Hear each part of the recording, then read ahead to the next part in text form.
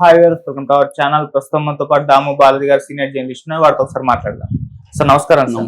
Sir Posani గారికి నిన్న ఒక రోజే ఒక ఊరట లభించింది అని షాక్ కూడా తగిలింది సార్. రెండు ఒకే రోజు జరిగాయి. అంటే ఒక కేసులో ఆయనకు బెయిల్ వచ్చింది అండ్ ఇంకో కేసులో ఆయన కస్టడీకి అప్పగించేస్తారు. సో ఈ విధంగా బెయిల్ వచ్చినా కూడా ఆయన జైలు నుంచి బయటకు రాలేని పరిస్థితి అయితే ఆయనకు ఉంది సార్. అసలు ఏం జరుగుతుంది పోసాని గారి విషయంలో, మరి మీరేం చెప్తారు? అంటే కోర్టులు భిన్నమైన కోర్టులు భిన్నంగా ప్రవర్తిస్తుంటాయి. అంటే కింది కోర్టులేమో పోలీసుల ఏది పెట్టినా దాన్ని ఆమోదించేస్తూ ఉంటారు. మామూలుగా కింది స్థాయి మేజిస్ట్రేట్ కోర్టులు, సెషన్స్ కోర్టులు వీళ్ళు ప్రభుత్వాన్ని లేకపోతే అక్కడ ఉన్న పోలీస్ వ్యవస్థను గట్టిగా ధిక్కరించే పరిస్థితి ఉండదు. ఎందుకంటే వీలైనంత వరకు ప్రో గవర్నమెంట్గా ఉండడానికి వాళ్ళు ట్రై చేస్తుంటారు.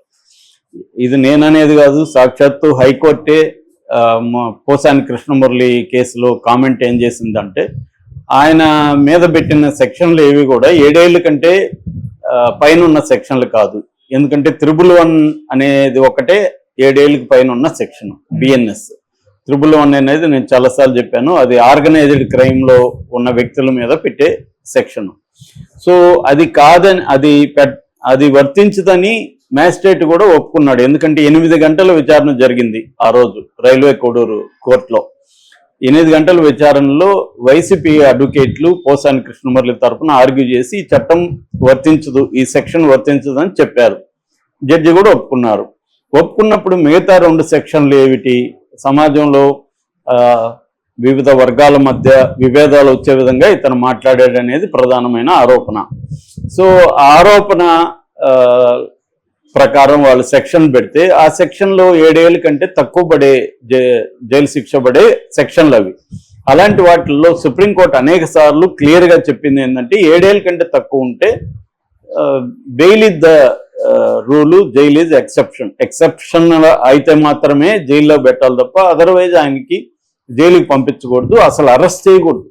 ఫస్ట్ ఆఫ్ ఆల్ 7 ఏళ్ళకు లోపల ఉంటే అరెస్టులు చేయొద్దండి, ఓన్లీ నోటీసులు ఇవ్వండి. 41A ఐపీసీ 35(3) బిఎన్ఎస్ఎస్ దీని ప్రకారం ఇవ్వండి నోటీసులు అని చెప్పారు. కానీ అది కొన్ని చోట్లేమో నోటీసులు ఇవ్వమని చెప్తుంది, కొన్ని చోట్లేమో సైలెంట్గా ఉంటాయి కోర్టులు. అది కూడా మనకి విచిత్రం. మామూలు ప్రజలకి ఎందుకు కోర్టులు ఇలాగ బిహేవ్ చేస్తాయని రామారావు సినిమాలో ఏదో డైలాగ్ ఉంటుంది, కోర్టుకి తీర్పుకి ఎందుకు మార్పు అని. అలాగా మనకు కూడా డౌట్లే, అది ఎందుకు కోర్టుకి తీర్పు. కొన్ని విషయాల్లేమో ఇతనికి 41 నోటీసులు ఇవ్వండి అరెస్ట్ చేయొద్దని చెప్తుంటాయి కోర్టులు, కొన్ని విషయాల్లేమో ఇచ్చేస్తుంటారు జైలుకి. అలాగా పోసాని కృష్ణమురళి ఏమి క్రిమినల్ ఆయన నోటి దూల బూతులు తిట్టాడు, అంతవరకు ఆయన మీద కేసులు పెట్టడంలో తప్పు లేదు, పెట్టాలి. అదే పని తెలుగుదేశంలో వాళ్ళు కూడా బోల్డు మంది ఉన్నారు, అలా ఎంతకంటే ఎక్కువ తిట్టిన వాళ్ళు కూడా ఉన్నారు. వాళ్ళకేమో పెద్ద పదవులు ఇచ్చాడు చంద్రబాబు, ఈయనకేమో ఇది ఇచ్చాడు. కాబట్టి సరే, ఇది కూడా రాజకీయ పార్టీలు అన్నీ కూడా ఇలాగే బిహేవ్ చేస్తాయి. తమ వాళ్ళని తాము తిట్టమని ప్రోత్సహిస్తారు, అవతల వాళ్ళు తిడితే కేసులు పెడతారు. అధికారంలో రేపు జగన్ వచ్చినా ఎందుకంటే ఎక్కువ పెడతానని ఆల్రెడీ చెప్తున్నాడు. కాబట్టి ఇది వాళ్ళు ఒకరినొకరు పెట్టుకుంటుంటారు. కానీ ఇక్కడ న్యాయ వ్యవస్థ ఎలా పనిచేస్తుంది అనే దగ్గర మేజర్ ప్రాబ్లం ఇప్పుడు మనకి వచ్చేది ఏంటంటే, హైకోర్టు ఏమో కింది కోర్టులకి మీరు అలా చేయొద్దండి, అరెస్టులు చేయొద్దని చెప్పండి, కంప్లైంట్లో లేని సెక్షన్లు పెడితే మీరు ఎలా ఒప్పుకుంటారు, కంప్లైంట్లో ఉన్నవే కదా పెట్టుకోవాలి. పోసాని కృష్ణమురళి మీద కంప్లైంట్లో ఏముంది, ఇతను అది కూడా ఎప్పుడో మాట్లాడిన దాన్ని ఇప్పుడు పెట్టాడు. అది కూడా రామ్ గోపాల్ విషయంలో హైకోర్టు అదే అనింది. ఆయన ఇప్పుడు 2019లో అమ్మరాజ్యంలో కడపరెడ్లు అనే సినిమా తీస్తే ఇప్పుడు మనోభావాలు దెబ్బతిన్నాయా నీకు, ఇప్పుడు ఎందుకు ఇదయ్యారు, ఆ సినిమాని ఆల్రెడీ సెన్సార్ ఇచ్చింది. అలాగైతే ఏ సినిమా అయినా నా మనోభావాలు దెబ్బతిన్నాయని ఎవడైనా పెట్టచ్చు. గొట్టంగాడు ఎక్కడో ఉంటాడు, ఒకడు రాజమౌళి బాహుబలి ఆ సినిమా చూసి నా మనోభావాలు దెబ్బతిన్నాయి సార్, ఈ సినిమా సమాజంలో అల్లకల్లోలం చేస్తుందని నేను అనుకుంటున్నానని పెడితే రాజమౌళిని తీసుకొచ్చి లోపలేస్తారా? ఇప్పుడు అదే కదా జరిగింది ఇతంది. సో ఇది మేజర్ ప్రాబ్లం పోసాని కృష్ణమురళి విషయంలో. నిన్నేమో ఆ కేసులో బెయిల్ ఇచ్చింది, కింది కోర్టు బెయిల్ ఇవ్వలేదు, హైకోర్టు ఇచ్చింది. ఇప్పుడు మళ్ళీ ఇతని మీద ఆదోని నర్సరావుపేటలో రెండిట్లో కూడా పీటీ వారెంట్లు ఉన్నాయి. ఆదోని నర్సరావుపేట మ్యాజిస్ట్రేటు ఇతనికి రిమాండ్ ఇచ్చేశాడు, రిమాండ్ కాదు కస్టడీకి ఇచ్చేశాడు పోలీసులకి. అంటే అసలు కేసే సెక్షన్లే అరెస్టు చేయాల్సిన అవసరం లేని సెక్షన్లు, అరెస్టు చేసి కస్టడీకి ఇవ్వాల్సిన అవసరమే లేని సెక్షన్లు, కానీ కస్టడీకి ఇచ్చేశారు. ఇప్పుడు మళ్ళీ పోసాని ఏం చేయాలి, హైకోర్టులో వెళ్ళాలి, హైకోర్టులో మళ్ళీ దీన్ని చేయాలి. ఈ లోపల ఇంకొక 4 వారెంట్లు రెడీ అవుతాయి. ఇది సిస్టమ్ అనమాట. అంటే గవర్నమెంట్ ఏం చేస్తుందంటే కావాలని అనేక మంది దగ్గర అనేక కేసులు పెట్టించి ఒక కేసులో బెయిల్ వస్తే ఇంకొక కేసులో బెయిల్ రాకుండా చూసుకునే దానికి కేసులు పెడతాం. ఇదే పని జగన్ కూడా చేశాడు. చింతమనేని ప్రభాకర్ విషయంలో దాదాపు 60 కేసులు ఆయన మీద పెట్టి ఆయన ఒక కేసులో బయట రాగానే ఇంకో లోపలేస్తా వచ్చారు. ఇప్పుడు అదే పని చంద్రబాబు చేస్తున్నాడు. మళ్ళీ జగన్ వస్తే అదే పని జగన్ చేస్తాడు. దీంట్లో పోసాని కృష్ణమురళి లాంటి వాళ్ళు కానీ కొడాలి నాని లాంటి వాళ్ళు కానీ వీళ్ళందరూ కూడా అదే సమయంలో తెలుగుదేశంలో జనసేనలో ఇప్పుడు భయంకరమైన దుర్భాషలాడుతున్న వాళ్ళు ఇప్పుడు కూడా ఉన్నారు. వాళ్ళ పోస్టులు చూస్తే వీళ్ళందరూ గుర్తుపెట్టుకోవాల్సింది ఏంటంటే మీరు ఒక పద్ధతి ప్రకారం వెళ్లకుండా వ్యక్తిగత దాడులు చేస్తే మళ్ళీ మీకు కూడా అదే జరుగుతుంది. ఇప్పుడు పవన్ కళ్యాణే చేయలేదా వ్యక్తిగత చొప్పు తీసి చెప్పుతో కొడతానలేదా? మరి అది నేరం కాదా లీగల్గా? ఎట్లా అంటావు నువ్వు? వాళ్ళంటే నువ్వు కూడా మాటలు తను చెప్పుతో కొడతాను ఎలా అంటావు? అంటే ఇలాగా ఎవడైనా ఎవరి మీదైనా కేసులు పెట్టచ్చు. సో ఇక్కడ అధికారం ఇచ్చింది ప్రజలకు మేలు చేయాలని తప్ప ప్రజల సమస్యల్ని పక్కన పెట్టేసి డైవర్షన్ పాలిటిక్స్ లో భాగంగా పోసాని కృష్ణమురళి లాంటి వాళ్ళని అరెస్టులు చేసి కేసులు పెట్టి కోర్టుల చుట్టూ తిప్పి ఒక డ్రామాకి తెరలేపింది తెలుగుదేశం ప్రభుత్వం.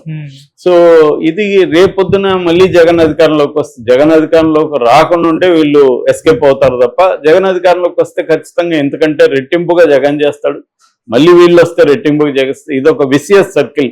అంటే రివెంజ్ పాలిటిక్స్ లో భాగంగా ఇది జరుగుతుంది. ఇది అన్ని పార్టీలు చేస్తుంది. గతంలో కాంగ్రెస్ కూడా ప్రతిపక్షాలను వేధించడం కోసం సిబిఐ లాంటి వాళ్ళని ఉపయోగించారు. దీన్ని మోడీ ప్రభుత్వం వచ్చినాక సిస్టమేటిక్ గా ప్రతిపక్షాలని తొక్కేయడానికి సిస్టమేటిక్ గా ఇన్వెస్టిగేటివ్ ఏజెన్సీలని ఇటు సిబిఐ కావచ్చు, ఈడీ కావచ్చు, ఐటీ డిపార్ట్మెంట్ కావచ్చు, జిఎస్టీ రెవెన్యూ ఇంటెలిజెన్స్ కావచ్చు, ఎన్ఏ కావచ్చు, ఇలా నేషనల్ ఇది ఇన్వెస్టిగేటివ్ ఏజెన్సీ ఈ ఎన్ఐఏ, ఇలాగా రకరకాల ఏజెన్సీల్ని ప్రత్యర్థుల్ని అరెస్టులు చేయించడం, అక్రమంగా కేసులు పెట్టేయడం, బెయిల్ రాని సెక్షన్లు పెట్టడం, ఒకవేళ ఒక దాంట్లో బెయిల్ వస్తే ఇంకొక దాంట్లో పెట్టడం, ఏమీ సాక్ష్యాలు లేకపోయినా కొంతమందిని బెదిరించి వాంగ్మూలాలు తీసుకొని ఆ వాంగ్మూలాలు బేస్ చేసుకొని మిగతా వాళ్ళని అరెస్ట్ చేయడం, ఇటువంటి ఒక మెథడ్ని ఉపయోగించుకుంటున్నారు.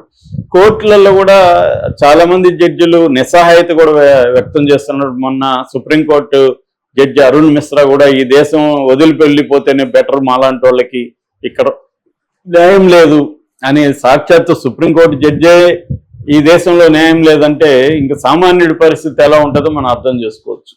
ఎప్పుడు గాంధీ అని ఫిలాసఫీ ఏంటంటే చిట్ట చివరి వ్యక్తికి న్యాయం జరగాలి అనేది గాంధీ చెప్పేవాడు. ఇక్కడ చిట్ట చివరి వ్యక్తికే కాదు బలవంతులకే న్యాయం జరగట్లే ఇక్కడ. ఎందుకంటే పవర్ అనేది ఇంపార్టెంట్. ఇక్కడ బలం అంటే పవర్, ఎవడు పవర్లో ఉంటే వాడే బలవంతుడు. వేరే రకంగా డబ్బు ఇంకోటి ఉంటా కూడా పవర్ఫుల్ కాదు. సో సింపుల్ ఎగ్జాంపుల్ చెప్పాలంటే ఒకప్పుడు అమిత్ షాని జైల్లో పెట్టించింది కాంగ్రెస్ ప్రభుత్వం. ఆ టైంలో ఆయన చిదంబరం హోమ్ మినిస్టర్ ఉన్నాడు. అమిత్ షా మళ్ళీ హోమ్ మినిస్టర్ అయినాక చిదంబరాన్ని జైల్లో పెట్టించారు. ఈ రివెంజ్ పాలిటిక్స్ అనేది అన్ని రాష్ట్రాల్లో ఉంది. ఇప్పుడు ఆంధ్రప్రదేశ్లో కూడా ప్రధానంగా ఇదే జరుగుతుంది. ఇక్కడ కూడా అదే జరుగుతుంది. కాకపోతే రేవంత్ రెడ్డి ఇంకా అరెస్టులకి తెర ఇవ్వలేదు ఇక్కడ. కానీ అక్కడ వాళ్ళు ముందు నుంచే రెడ్ బుక్ అంటున్నారు కాబట్టి ఇప్పటికే లేట్ అయిందని వాళ్ళ మీద ప్రెజర్ వస్తుంది. సో ఇప్పుడు వరస్ట్